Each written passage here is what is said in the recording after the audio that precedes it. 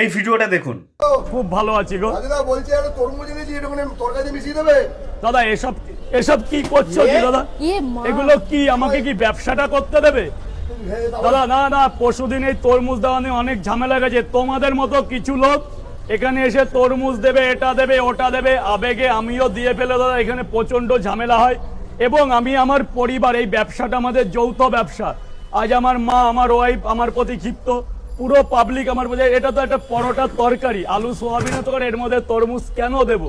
তো বন্ধুরা, আমি পরশুদিন এই তরমুজ তরকারিতে দেয়া নিয়ে প্রতিবাদ জানিয়েছিলাম, কারণ খাবার জিনিসটা একটা রুচির জিনিস এবং সেটা যাতে সেই খাবার খেলে যাতে মানুষের ক্ষতি না হয় সেই বিষয়ে আমি প্রতিবাদ করেছিলাম যে গরম তরকারির মধ্যে কেন তরমুজ দেয়া হবে। তো সেটা নিয়ে রাজু এখন বলছে যে তাকে নাকি সবাই জোর করে বলে যে রাজুদা এরকম তরকারির মধ্যে এগুলো দাও, দিলে হবে। সে নাকি আবেগে ভেসে বেড়ায়। সে কি বাচ্চা ছেলে? কেউ যদি এখন বলে যে তরকারির মধ্যে গোবর ঢেলে দিতে, বিষ ঢেলে দিতে, সে সেটাই মিশিয়ে লোককে খাওয়াবে? তো সবাইকে একটাই কথা বলছি, যে যত বড় ভাইরাল হোক খাবার নিয়ে, যাই হোক না কেন, খাবারে যদি এরকমভাবে অস্বাস্থ্যকরভাবে যদি খাবার তৈরি করা হয়, এইরকমভাবে খাবারের মধ্যে উল্টো পাল্টা মিশিয়ে এই সমস্তভাবে যদি করা হয়, আপনারা প্রতিবাদ।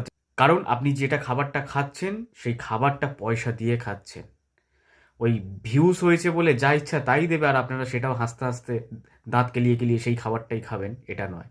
আপনার পয়সাটা যাতে বিফলে না যায়, দুদিন পর যাতে আপনাকে হসপিটালে যেতে না হয়। ধন্যবাদ।